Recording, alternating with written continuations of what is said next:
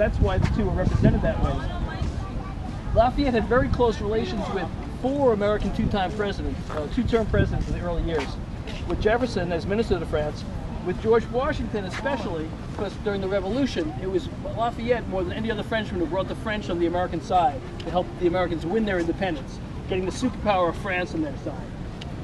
And Lafayette named his son after George Washington, and after the Revolution fell into a bloody mayhem, the Reign of Terror and the guillotine and all that, Tale of Two Cities, Lafayette was actually thrown into jail by Robespierre and the other French revolutionaries.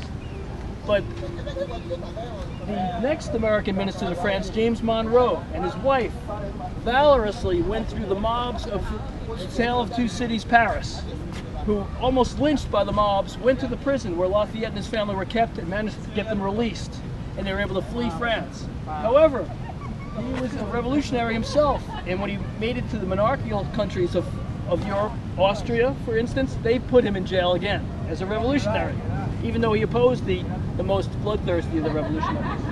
That is during the George Washington administration, and it gave George Washington a dilemma: what to do about this great friend of the American Revolution.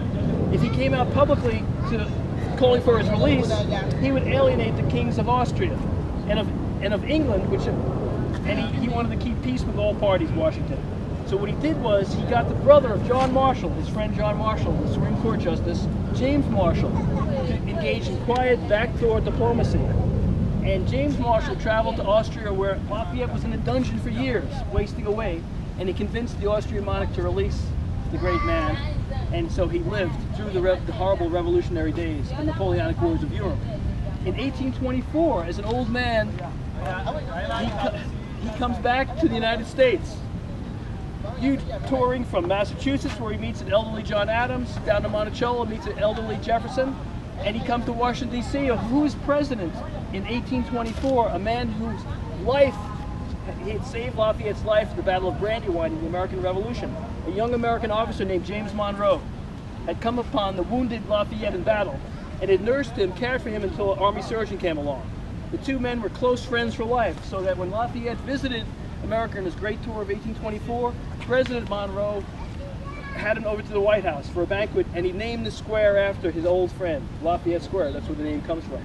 These close associations. And an amazing event happened in 1824, was, if you recall from early in the tour, 1824 was the stolen election, where John Quincy Adams and Henry Clay connived to steal the election from Andy Jackson, and the corrupt bargain of 1824.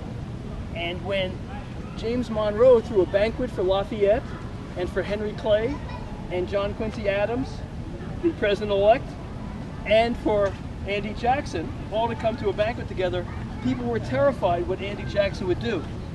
And Andy Jackson went into the banquet room with his two revolvers on his side, as he often had when walking around town. Would he kill John Quincy Adams? Would he challenge Henry Clay to a duel? Nobody knew. President Monroe, Marquis de Lafayette were very worried. The doors swung open to the banquet room. Andy Jackson entered, guns to his side. He started walking towards John Quincy Adams. Across the room, his eyes fixed on him.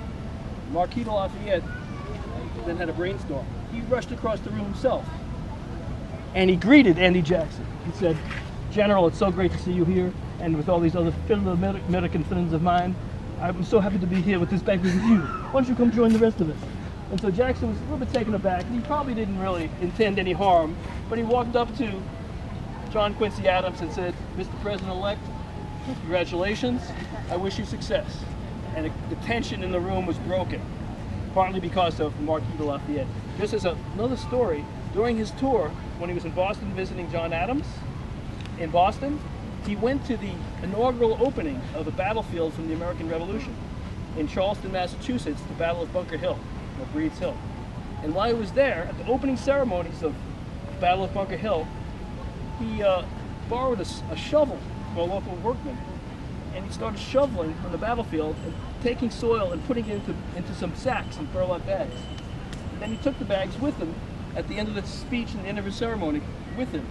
And when he died some years later in France, outside of Paris, he had the soil for the Battle of Bunker Hill spread over his remains so that he could claim to be buried in American soil as the greatest friend of the American Revolution. That's why this square is and should be named after Lafayette. He was truly a great man.